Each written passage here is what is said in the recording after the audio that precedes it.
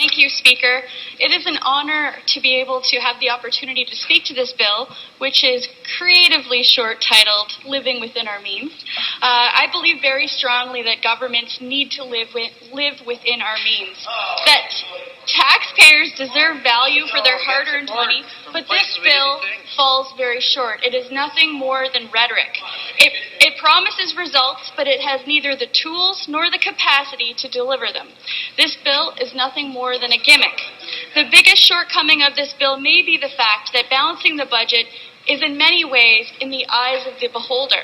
How many times have we had federal or provincial governments balance the books, only to later have a new government step in and say that the previous government operated a deficit?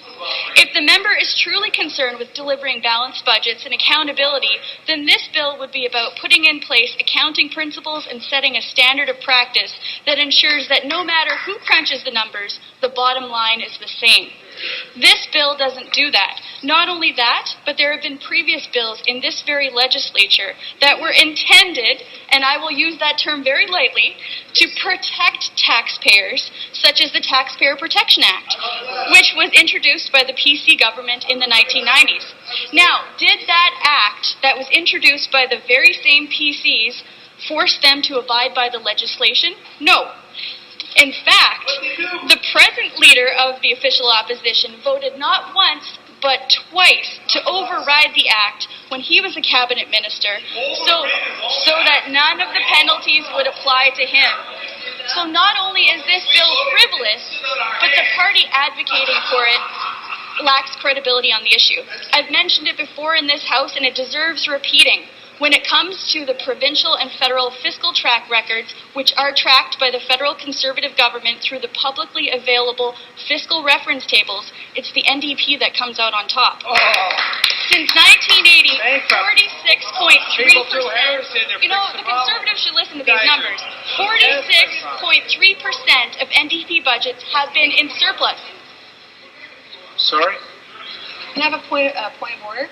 Could I please ask through you, so that the members could please respectfully listen to the members' comments, because I'm having trouble hearing it.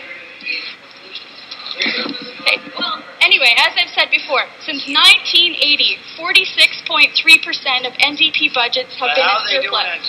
This is compared to a much lower 40.4% rate of a Conservative surplus budget and an abysmal 25.7% for the Liberals. Why is that? That's because New Democrats have a deep respect for the hardworking families who are paying these tax bills. We are concerned with actual impacts of our decisions, that what they will have, and we will not use gimmicks such as the downloading of costs to another level of government in an attempt to make ourselves look good. And most notably, this happened during the Mike Harris years when he downloaded the cost for billions of dollars of responsibilities onto municipal ledgers in order to make his own budget appear to balance. The end result was that Harris balanced his books on paper. Would the member from Chatham, Kent, Essex come to order? Taxpayers didn't save a dime, and municipalities had less money to update infrastructure and offer their core existing services. And you know what? I see the mayor of Kenora. I see Dave Canfield, who's in the gallery.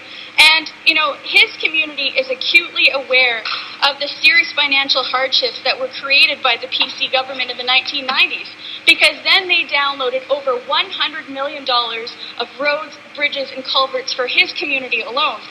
And the end result was a huge collateral deficit for the hardworking people of this province. Similarly, there has been a great deal of attention paid to privatizing profitable organizations like the LCBO and the Ontario Lotteries in order to come up with some cash in the short term. In the long term, the government will be short billions of dollars in annual revenue and will have to raise taxes or cut services. But according to those who are advocating for these changes, that's someone else's problem, perhaps that of our children. We need to stop governing in the short term, and we need to avoid political legislation such as Bill 115 and legislative wage freezes, which look good on paper, they may sound good, but have been shown time and time again that they actually cost taxpayers more in the long term. Balancing the budget is about choices. It's about showing leadership that isn't just concerned with delivering or appearing to deliver results today, but is concerned with cutting costs and planning for tomorrow. Strategies like investing in health promotion and home care, which is known to drastically reduce the cost of delivering health care, creating fair social assistance rates that allow recipients to get out of the cycle of dependency, and creating a long-term infrastructure plan, those are meaningful ways and meaningful steps that we can take to bring down costs and to ensure the fiscal viability of this province. This bill talks tough, but it lacks any teeth to deliver the results. And it's not even headed in the right direction. It is high on rhetoric, but it's entirely lacking in substance. And for that reason, I absolutely cannot support it. Thank you.